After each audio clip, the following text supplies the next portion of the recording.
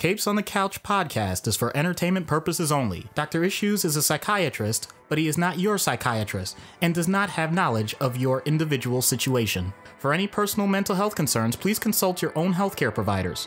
For medical emergencies, please call 911 or the designated number in your area immediately. Remember that you are not alone and help is out there.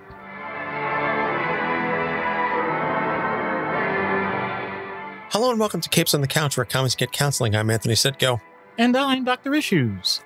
This is issue 146, and we're covering Havok, Alex Summers, the, I would say, less dickish version, the less dickish brother of Scott, but Alex can also be a dick. Yeah, for sure. So before we get into that, real quick, we announced this in our Discord, but for those of you who are not members of our Discord community yet, and frankly, you should be, we're going to be doing an AMA for our 150th episode. So get those questions, comments, any questions you've got from me, Doc, about the show, about us individually, personally, together, whatever comes to mind. It's an Ask Me Anything. So we'll be taking your questions for 150, and you can get those questions to us over at capesonthecouch@gmail.com. Or if you're in the Discord and you want to shoot us a message or just comment in the Discord and ask the question there, we'll take it there. You can also feel free to tweet at us at capesonthecouch or send us a Facebook message. We are at capesonthecouch, or an Instagram message at capesonthecouch. But again, keep those questions coming in. This is we're very excited. We've got a couple other things in store for the 150th episode, but the AMA is the big one. That's what you need to concern yourself with. We're very much looking forward to that. So without any further ado, then let's just dive right in. Havok, Alex Summers, was created by Arnold Drake and Don Heck in The X-Men number 54, March 1969. So he's been around for quite some time. Alex Summers is the younger Summers' son, though we much later find out he's actually the middle brother. But for decades, he was just the younger of two. He and his older brother, Scott, Cyclops, were in a plane crash. It was piloted by their father, Christopher. The boys survived the crash, although Scott suffered a head injury and was in a coma for a while. The boys were raised in an orphanage, and Alex got adopted by a family whose son died in a car crash, rather tragically. And the family kind of said, well, you're the replacement, Todd, which is just horrible. I want to say it's abuse, but it's not a physical abuse, but it's absolutely a mental and emotional abuse to be told you're not your own person. We need you to replace our son who tragically died. Yeah. A direct substitute. That is, that's brutal. Yeah, on TV tropes, that's called the replacement Scrappy.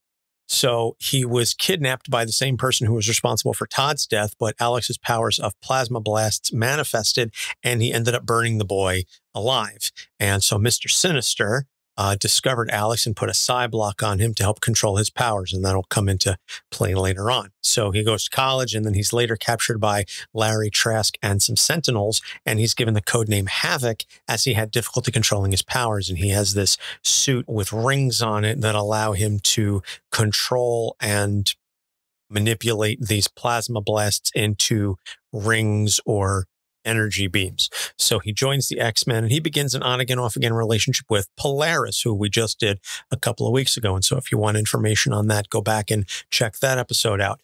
They quit the team to focus on their relationship. Alex learns that his father is actually Corsair of the Starjammers, who is basically part of this interstellar group. They're kind of like Guardians of the Galaxy before the current team was put together, but that's basically the long and the short of it. So he had a brief relationship with Madelyne Pryor, Scott's ex-wife. And again, you can go back and listen to the Scott episode. That's a very, very old one. It's a very early one. I think that's like episode, 9, 11. Pretty early. It's an early one. But in any case, go back and listen to that one and hear how terrible the audio sounds. So he has a brief relationship with Madelyne Pryor while she was working as a Goblin Queen, and she manipulated him to help her take over the world until he came to his senses and she discovered she was a clone of Jean Grey and killed herself. # BecauseComics. So then he joined X-Factor, a government-sponsored mutant group, and he eventually led the team for a while. The team also featured Polaris, and so they were trying to work together while also decide, do they want to start the relationship again? Do they not? This is in the Peter David run, which if you're a patron, we covered a portion of it with our friend Ray from Into the Night and also the Spider-Woman podcast. So go and check that out if you are a patron. And if you're not, go to patreon.com/capesonthecouch and subscribe, and you can unlock the episodes and also gain the ability to join us in those episodes. So Havok leaves the team after multiple man's death at the hands of the legacy virus. We also did an episode on Jamie Madrox. This all kind of come in full circle. We've done a lot of mutants. So for a time, Alex was sent to an alternate universe where he discovered that universe's version was married to Madelyne Pryor and had a child named Scott. And so Alex served as a father figure because that universe's version of Alex died. And so he was kind of serving as a surrogate father to Scott until he returns to his reality. Fortunately, when he returns to his native reality, he's in a coma. He's treated by this nurse, Annie, and they kind of fall in love, but he still has feelings for Polaris, and she proposes to him, and he's like, yeah, you know what? Let's do this. The night before the wedding, he's like, oh, I don't really know now. I'm kind of conflicted. At the altar, he leaves Polaris. He decides not to get married to Lorna because of his lingering feelings for Annie, and Polaris goes off the deep end and tries to kill him and Annie before being stopped by the Juggernaut and Alex, of course. So later on, he joins his father with Starjammers. He learns he has a younger brother, Vulcan, who is head of the Shi'ar Empire.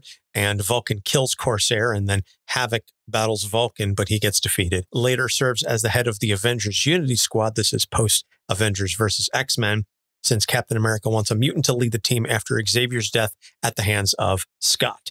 And during Axis, his morality is inverted and he ends up reconciling with Scott, but he remains corrupted after the spell is reversed. So he was one of those heroes who became a villain. But then I forget what the reasoning was that it didn't go back when the spell got reversed. And so he was still a villain.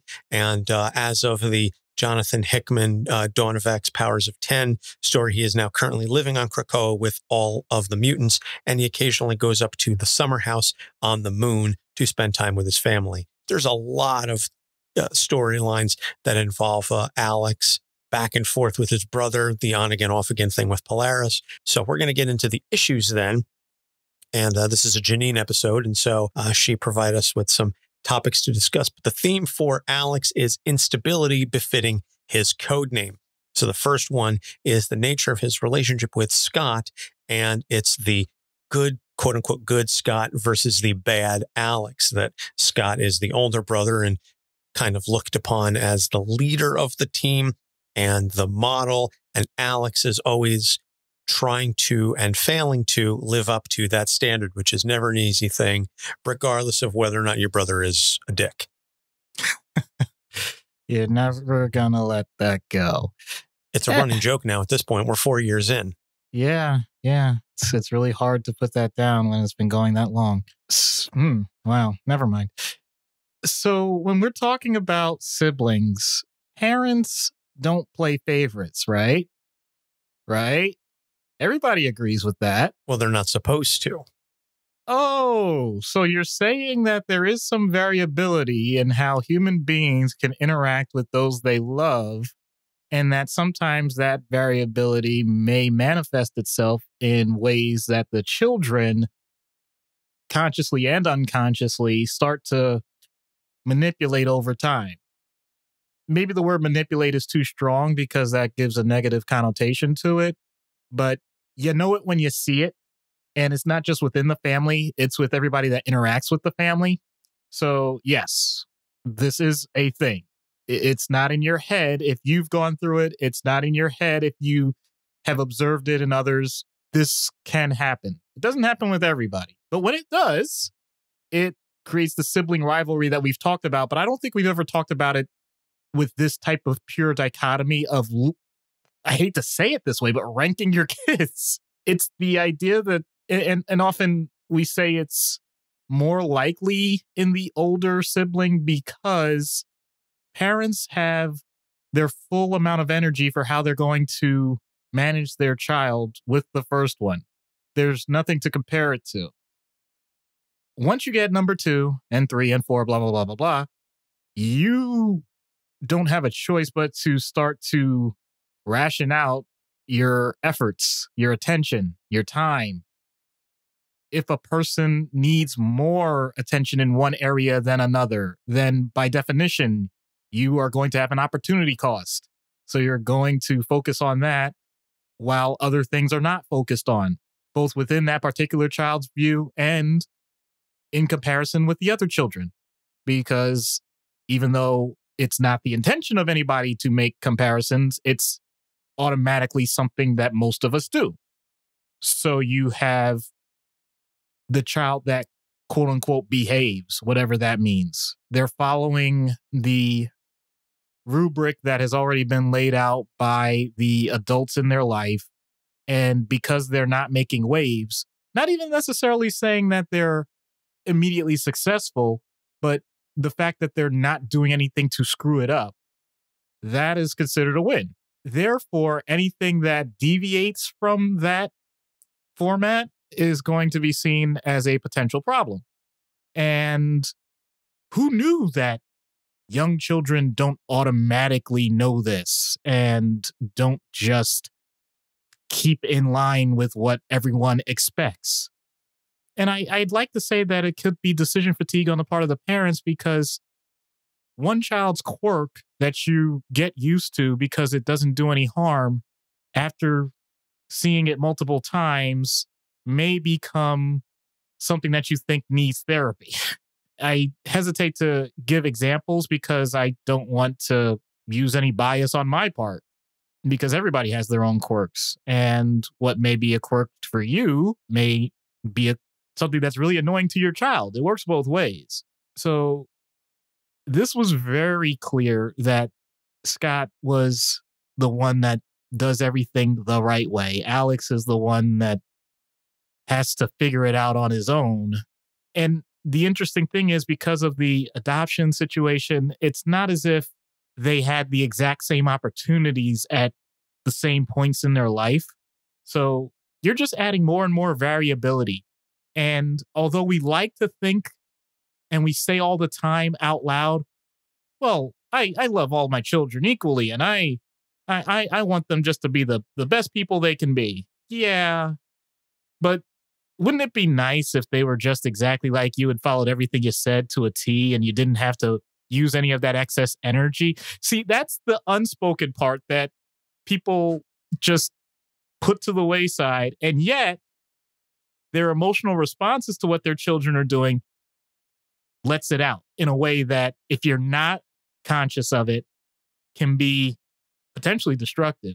It's going to have an influence, but it doesn't have to be as bad as I'm making it sound. I'm really dramatizing it because that's what they did with these two characters.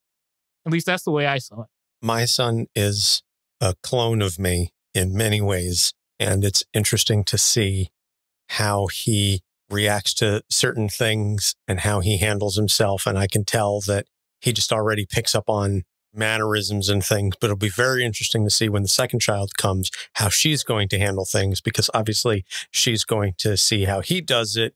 She's going to see how my wife and I do it. And so she's just going to pick up on so much environmental things. And I'm legitimately curious to see how that's going to work. And my wife and I say all the time, like, I don't know how we're going to love another kid as much as we love this one, but we know that we will, but it's going to be different, you know? And growing up, my mother was always very, very particular to say that she doesn't have favorites, and that she did for one and she did for the other. And she tried to do her best to treat us equally and equitably. And I know that unfortunately, not every kid gets that opportunity. Not every parent even really tries. Some of them just say flat out, no, that's my favorite. You are not. One is the golden child, one is the scapegoat. I've done enough reading about kids and people who post and raised by narcissists to understand that the family dynamic that I had growing up is certainly not the standard. And unfortunately, as you said, kids pick up on that. Kids are very perceptive. I've said numerous times, kids have very finely tuned bullshit detectors, and they know when you're lying to them, even at a very young age, even 2.5, unfortunately, that kids know when you're trying to sell them a load of bull. So save yourself the trouble and just don't lie to the kids. Just be honest and open with them. Be honest and open with them equally. And hopefully that saves you a lot of trouble. That's just that has nothing to do with psychiatry or psychology. That's just me as a parent. So the second issue then, moving on, is hero, villain, and everything in between. We've done heroes, we've done villains, we've done anti-heroes. Have we done really anti-villains where like they're villains, but they're very noble about it? Doom. Okay.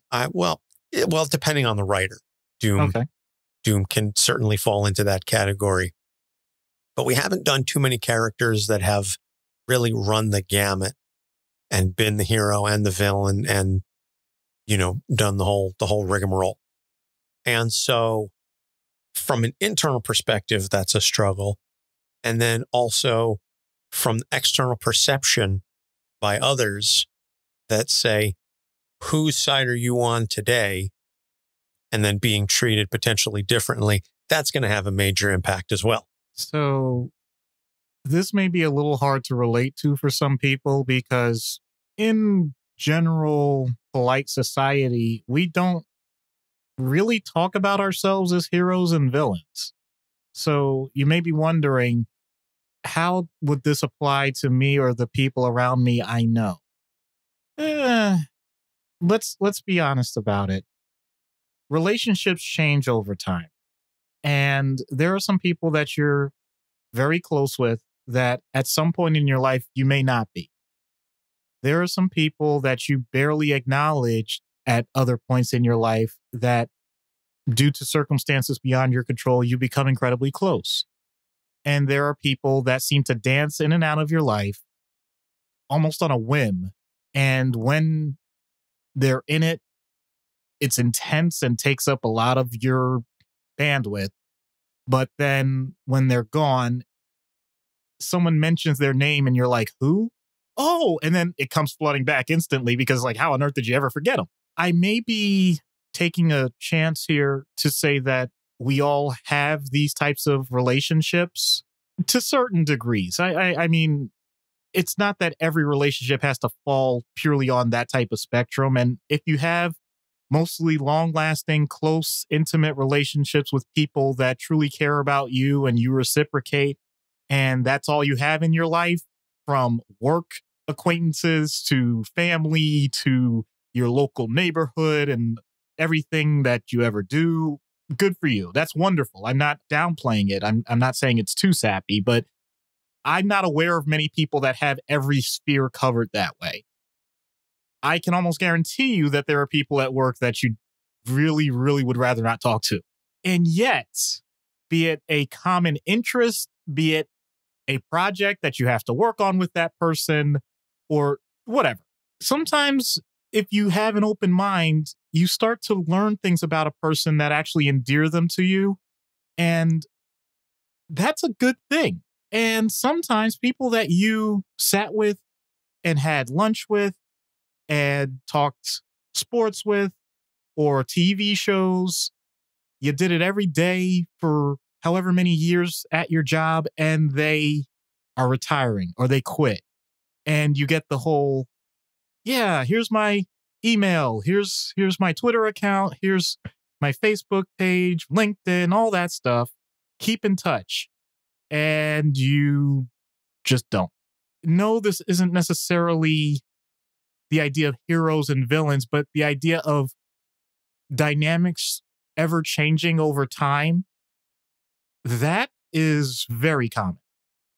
And the emotions that go along with that, while for the most part benign, you don't always know. They can have lasting effects.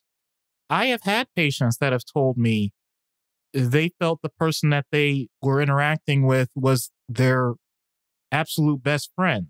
And then they left them. And I said, well, wait, what does that mean when you say they left you? And they point out, well, as I said, we did everything together during the day. Like, well, okay, you were teammates on the job. What happened afterwards? What did you do? I'm like, I don't know. I went home. Like, okay, but what did you do after work? I don't know. Nothing. Okay. And how often did you talk outside of work? We didn't. Okay. How many kids do they have? I don't know. Okay. Like, in other words, a person can create their own image of someone and shape it based on limited knowledge, but it can be this full, robust idea that has such strong emotional attachment versus the reality of what's going on around them. So that can be a potentially destructive way. I'm just using that as one example. There are plenty of ways that this, I'm sure, can be spun. And I leave that to our wide-ranging audience to insert their own ideas as to what kinds of relationships they've had with people that may have been the exact opposite, that they didn't think they were that close. And yet when some serious illness came about and they were at the person's house and they said, oh my goodness, I can't believe you're here for me. And things get stronger than they ever were before. So everyone has these things. Everybody has these wide ranges. And I'm not going to cast any dispersions about what someone goes through in their life and how it's going to adapt. But the more you're aware of it, the greater control you have. And keeping that circle the way you want it is way more valuable than just doing it whimsically and wondering why you're not getting the type of respect or love or camaraderie that you would otherwise. Really interesting concept. I definitely was feeling a lot of connection to some of the things that you were saying in terms of work colleagues, where you're like, yeah, we're really close at work. But then outside of work, you live completely separate lives. I feel that. I have historically felt that. And I think, frankly, a lot of us can relate. You have the work spouse, so to speak. That's a very common expression I hear a lot. I've never had one. I don't believe I've ever been one. But in terms of having coworkers that you feel particularly close to, that is something I definitely understand. But would I go hang out with them afterwards? I don't know.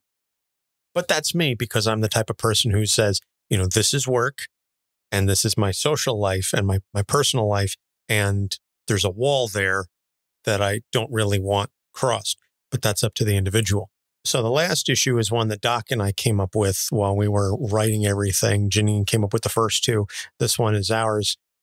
He can't catch a break, and he knows it. Here's a guy who feels, for lack of a better term, snake bit for most of his life. And if you really look at everything with the plane crash, ends up adopted, but it's, in a horrible situation.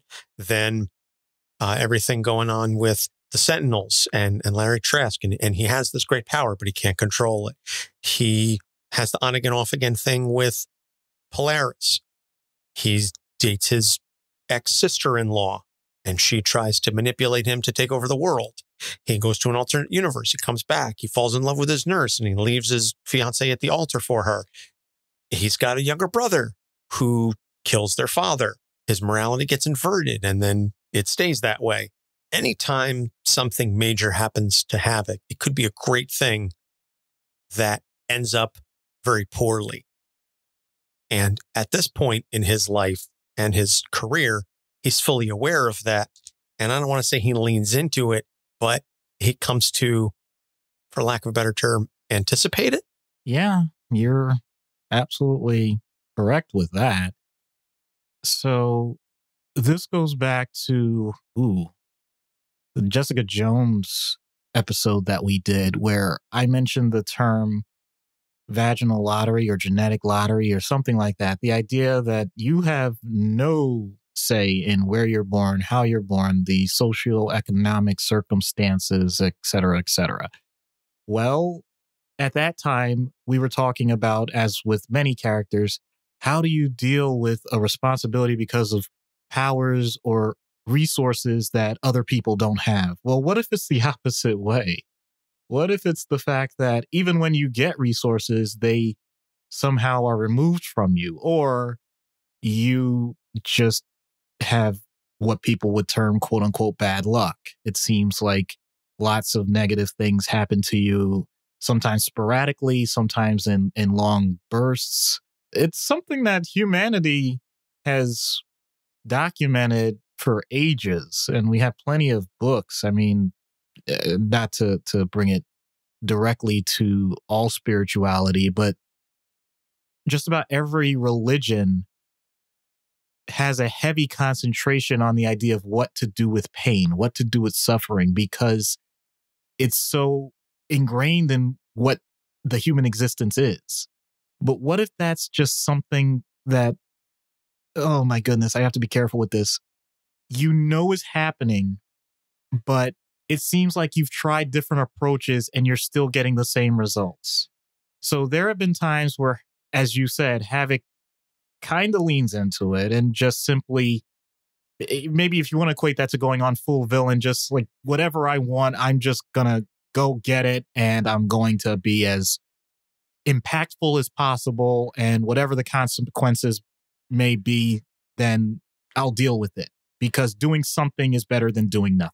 And then looking at the aftermath, that may not have been the best approach. Then you have the idea, and we didn't directly focus on it, but there have been times where he's been asked to be a leader, and he's just straight up said, nah. But even in those times, I remember one sarcastic panel, and I'll be honest, I don't remember the context of it, but someone just like kind of has a freaked out look on their face, and they're like, what are you doing? And he's like, you told me to lead, so I'm leading. And you could just tell he's so bitter that it's amazing how he takes that, what in theory could be negative energy, and still ends up being productive with it. But because of the emotional toll that it's taking on him, even if it's a positive result, he feels bad. So you're getting examples of a person that is behaviorally anticipating negative outcomes because their own behavior has led to negative outcomes. You have a situation where a person's behavior may have led to positive outcomes, but because they didn't feel like they had the locus of control, they have negative emotional states about it. And then there's the other part of random things happen. And the way I like to say it to some people, I'm stealing this from another colleague of mine, things are happening, but because you exist, you're going to say they're happening to you. You are adding meaning to something that is happening outside of yourself. And when you're, especially in his case, on multiple teams, and there are going to be events where people are either fighting or interacting in other ways, he sees a lot of death too. He really has to find ways to cope with levels of grief, sometimes instantly, and just keep fighting. And I know that's true for a lot of heroes and villains. But the fact that if you were to stack the deck and say, okay, objectively, are there as many good cards as there are bad cards?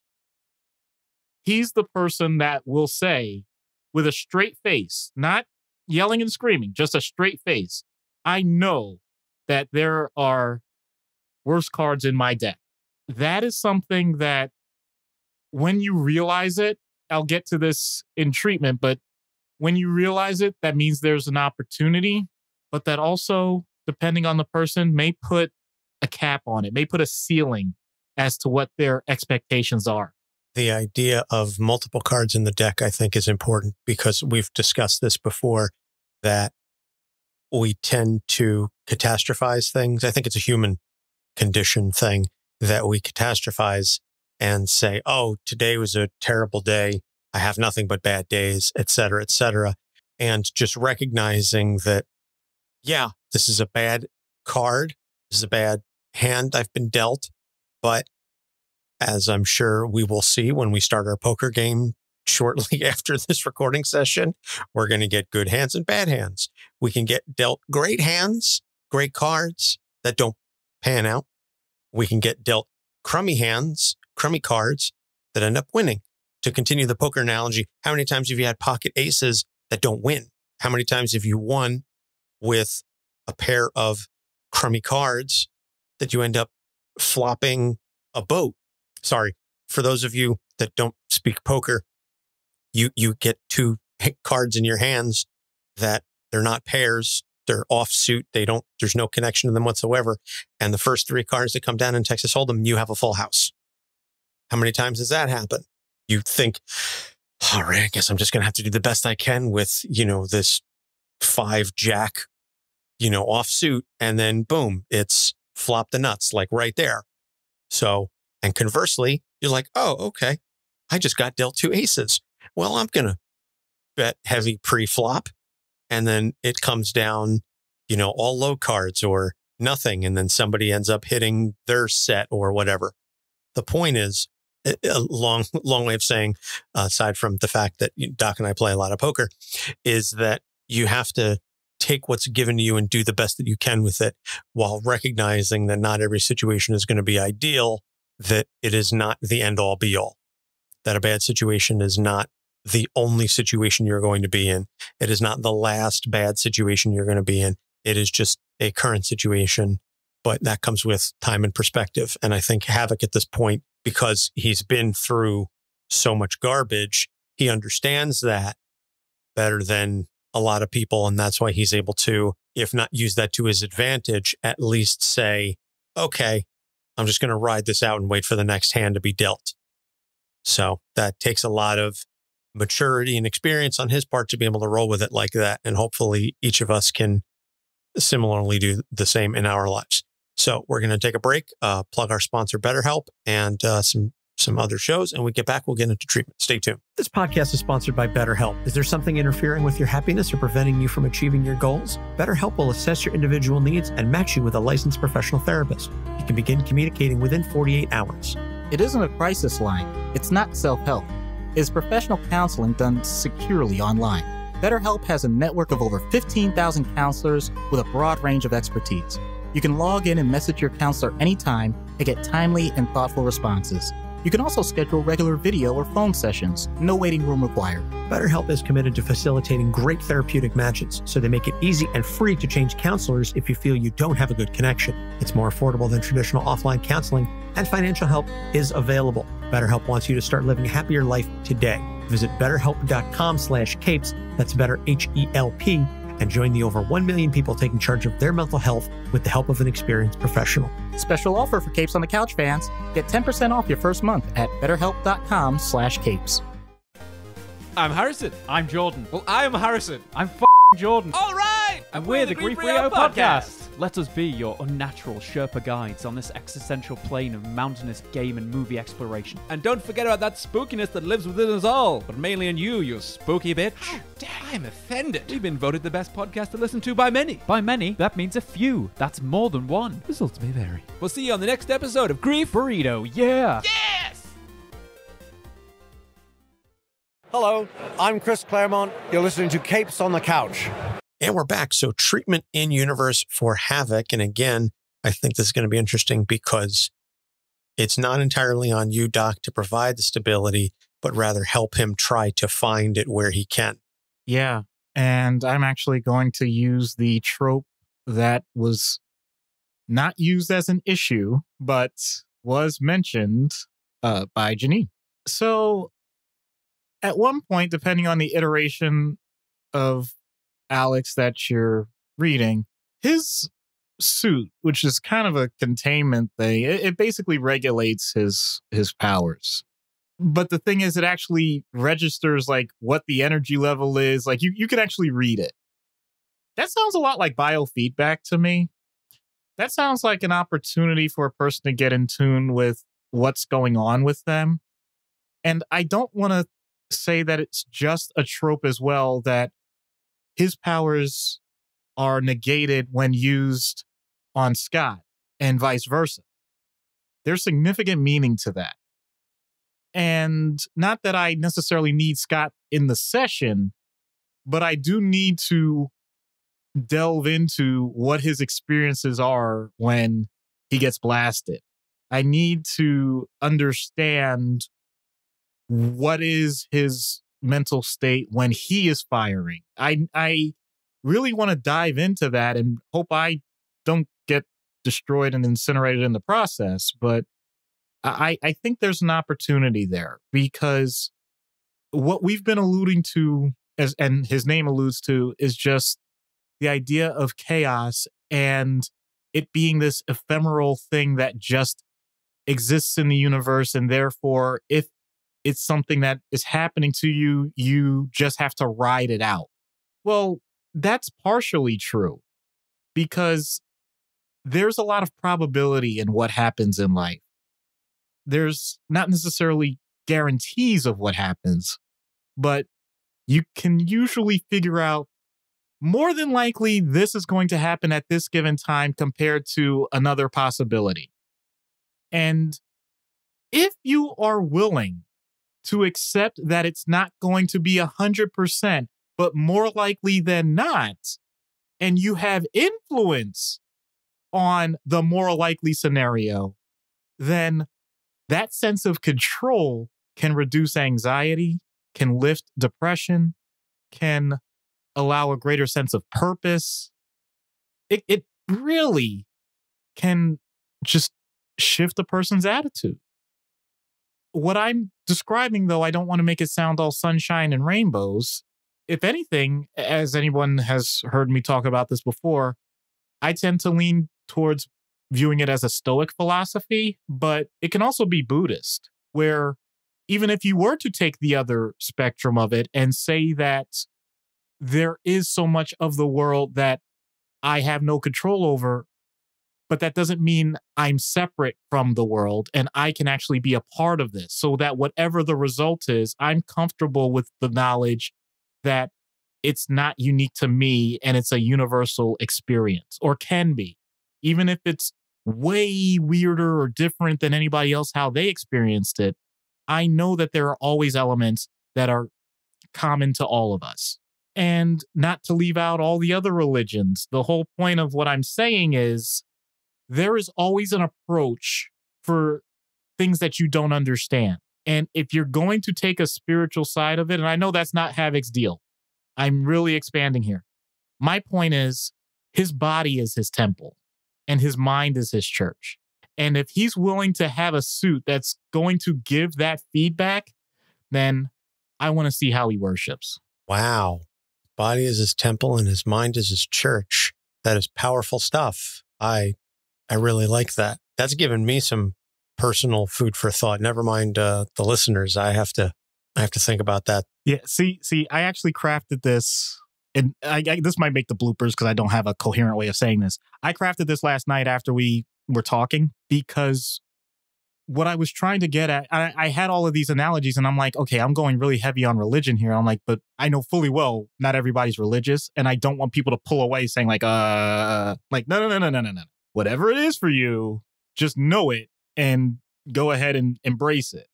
You know, I don't care if you're atheist. I don't care if you're whatever. That's the point. Like, there is a mode in whatever it is that you believe in and how you're handling stuff. Just do it, please. No, I think that's absolutely accurate, and it's irrespective of religion.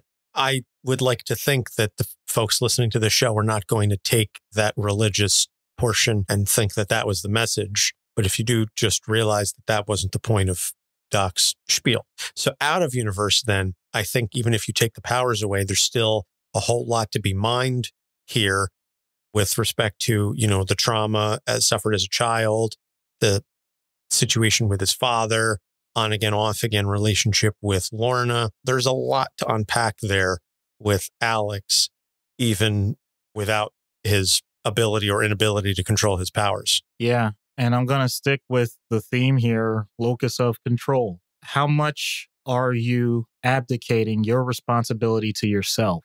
Because although it can be detrimental, that way of processing events in your life is comfortable for many people. It's low energy. It's low cost in terms of what you have to do psychologically. Pardon my language, crap happens. That's just the way it is. But you tend to detach. You can even dissociate. There's a risk of that. So it's not necessarily that the person is totally rampaging, angry all the time, or constantly crying, because we get this idea that people that are dealing with significant trauma have to present that way, and it doesn't always manifest in that method. It can be totally flat.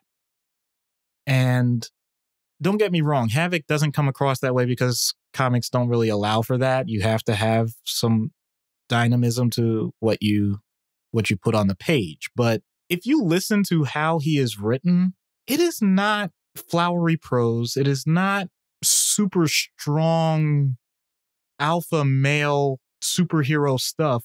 It's usually a run-of-the-mill guy that is saying, like, wow, this is some interesting stuff I'm dealing with here. Or, hey, this is what we got to do. Wow, this is pretty heavy. Like, or I need to save this person. How are we going to get this done? I can't believe this person just died. What are we going to do? He talks the way we talk in general. I understand everybody has their own style. And actually, Anthony and I, we get some feedback sometimes that we try and expand our vocabulary too much, but whatever. I'm just saying in general, when someone is coming to a circumstance in therapy where they're relying on you to make sense of a world that has just tossed them about, your job is to validate the idea that whatever emotion is going on is okay. Because this person may have somehow noticed that they don't get attention when they don't cry, or they don't have to worry about people lashing out at them or getting abused when they're not screaming. Or they tend to avoid consequences if they just keep their mouth shut and keep doing exactly what they've been doing for however long it is that they've been alive. That is survival, but that's not thriving. And there's the difference. So therapy itself can be a matter of, as we said, if you're laying out the cards and your point is that some of these are pretty bad, I'm going to go to an analogy here. And I've always said there's part of a book in me with this. Like, if you take simple phrases or simple parables and you expand them, you can get so much more information. And I think it's better that way. If you have someone, I'm not even saying he's a pessimist, but if you're the person that when you see the glass, it's not about whether or not it's half empty or half full. You're saying that's a dirty glass. You observe the negative of what's happened because that's all you've been exposed to. Then introducing the idea of positivity, and I'm not going woo-woo on it, I'm saying you can still use factual information. So I'll stick with the analogy. Yes, you're pointing out that there are fingerprints on that glass. You are pointing out that someone has probably already used that glass and therefore drank out of it. What about the water? Water itself is still H2O. And we're not talking deuterium, so it's not heavy water. So, it's still potable. You can drink it. And honestly, when you look at that glass, even with the fingerprints, when you back up, do you see them? I don't see them. I mean, that's another perspective. It's not that it's not there. It's whether or not it actually makes a difference to the experience of looking at that glass. What happens if you refill it? Who said you can't do that? My point is giving perspectives that are above and beyond what the person has already created in their own paradigm. That's the type of stuff that if you do it the right way, people are going to act like you're an absolute genius, even when all you did was say things that maybe other people right next to them could have said and never did because they didn't even know the person was going through it because they've been silent for so long, because that's how they learned once again to survive. So just interacting in a way that allows the person to recognize that there is another perspective when it comes to chaos. That yes, 99% of it is out of your control. That doesn't mean you neglect the 1%. Because all it takes is 1% of anything to get better on a day-by-day basis. And guess where you are 100 days later? Just saying. Incremental change is better than none at all. But so many of us are conditioned to swing for the fences and go for broke that we ignore a lot of the small changes that we can make that, as you said, are much more sustainable and ultimately have a greater impact. So food for thought for every single one of us. you have a goal, just start small. Take the incremental bits, bit by bit, day by day, and you'll see how quickly those weeks and months add up. And then if you're fortunate, you won't recognize the person that you were when you started. One of the things I always like to remind myself of is, I'm going to horribly butcher it, but it's the idea that people say, oh, that's going to take me a year to get done. The year is going to happen anyway. Wouldn't you rather start, even if you don't fully end up exactly where you wanted? You started, because the year is going to happen. Time is going to go by regardless. Make the change. Take that chance. So with all that being said, we're going to see what happens when we get Havok on Dr. Issues' couch. Hello, Alex. I'm Dr. Issues. Hello, Doctor. You don't exactly seem enthused about this. Is that a question? Well, what is it about seeing me that gets you down? Or were you already depressed and that's why you're here? Well, nothing that dramatic. I doubt I'm the first mutant you've seen that doesn't like the idea of scrutinizing their past, picking up mistakes, talking about the stuff that nobody else wants to hear. I'm actually not a downer kind of guy, honest. Fine with me. Then let's try again. What brings you here on your own terms? I messed up. Is there a reason it has to be analyzed more than that? I don't do that type of analysis unless it's absolutely necessary. This is meant to be confidential anyway. I know. That's why I agreed to do this. I have a big idea, but I'm doubtful anything will come of it. Plus, it's going to make me sound psychotic anyway. Don't jump to that conclusion. What's up? My family has a way of being dramatic.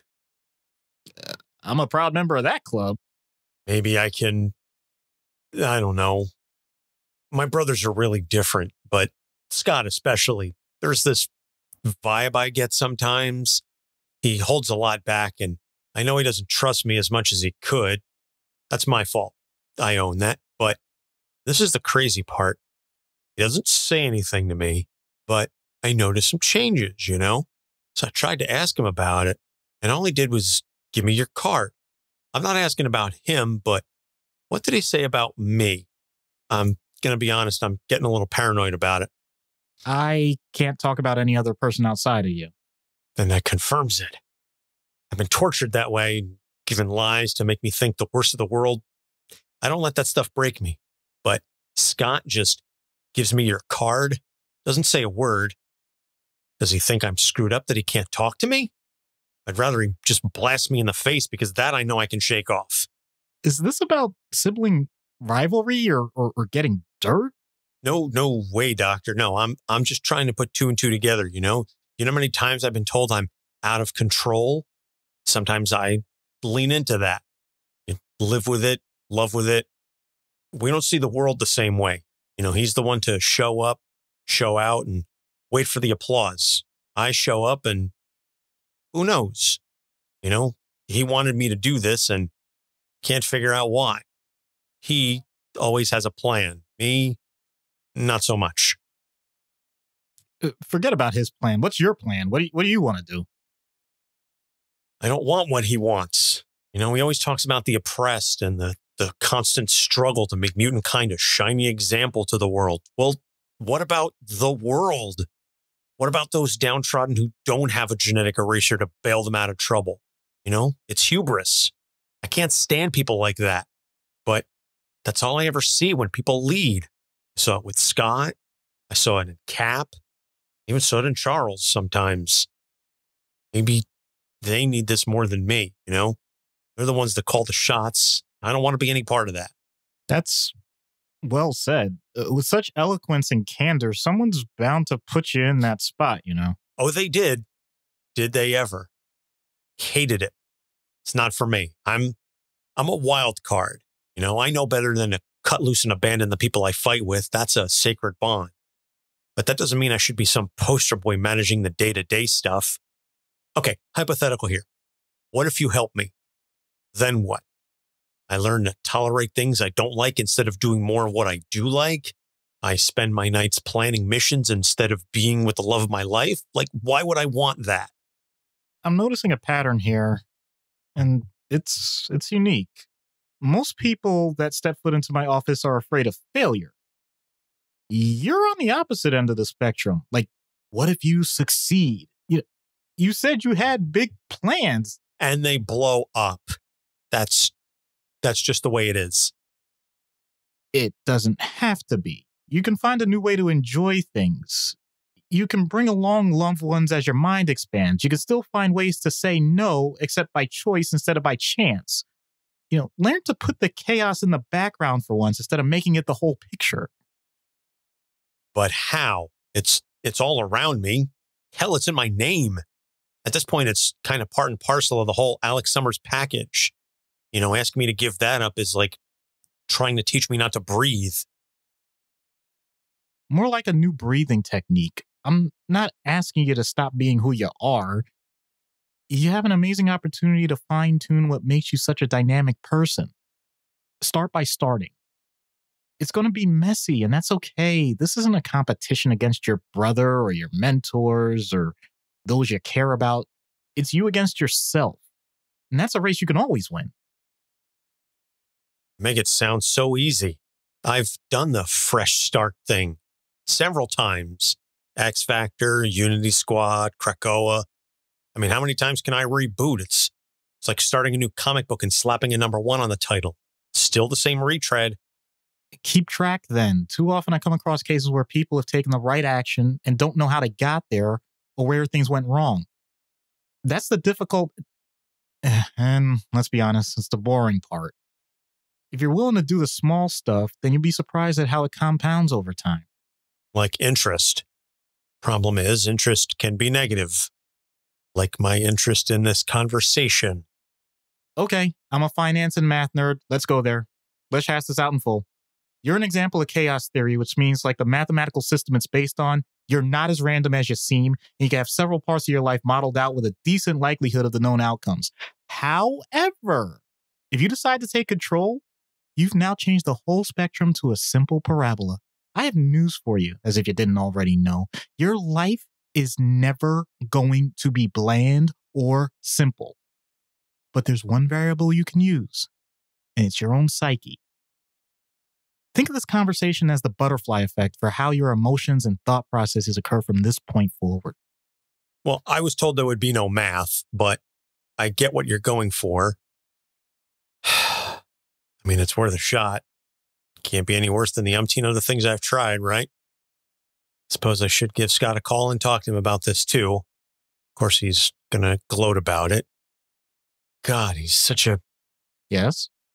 I was going to call him names, but he means well, even if he's too blunt for his own good sometimes. I don't know what you're talking about. And here I thought you said you couldn't divulge anything about your clients.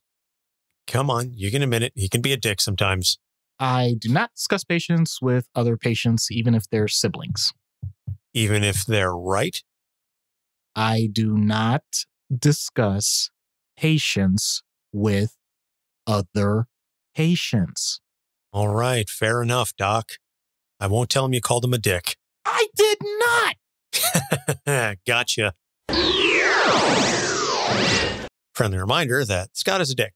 But in all seriousness, I think that worked well. Hopefully, Alex can take something and learn from that. So recommended reading for this week is the Peter David X-Factor run.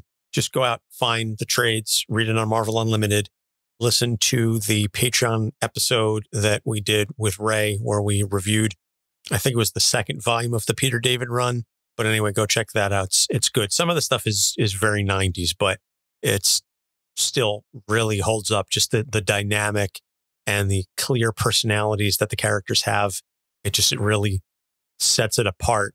It's a high watermark for comic book writing. So upcoming episodes are Echo, Cyborg, and Black Bolt. And we've got some good stuff that we'll announce with next week's Echo episode. Also, a reminder to get your questions in for our AMA, capesonthecouch@gmail.com. Send us an email with those questions prior to our 150th episode, and we will answer them as part of the episode, the AMA. We're very much looking forward to that. 150 is quite the milestone. So we are on Facebook, Instagram, and Twitter at Capes on the Couch. Our website is back up and running. Finally got the security stuff taken care of. So go to capesonthecouch.com and you can find all of our episodes there. And as I said at the beginning, you can join the Discord. It's a wonderful fan community, and you don't have to worry about Zuckerberg spying on any of the things that you say in there. So that's about going to wrap it up here for this week. So Doc, what have you got? You know, it's actually pretty cold where we are right now, and I think the weather is definitely wreaking havoc on us, but don't worry, because there are definitely some good summers ahead. With that being said, for Doc Issues, I'm Anthony Sitko. Thanks for listening. We'll see you next week. Capes on the Couch podcast is for entertainment purposes only. Dr. Issues is a psychiatrist, but he is not your psychiatrist and does not have knowledge of your individual situation. For any personal mental health concerns, please consult your own healthcare providers.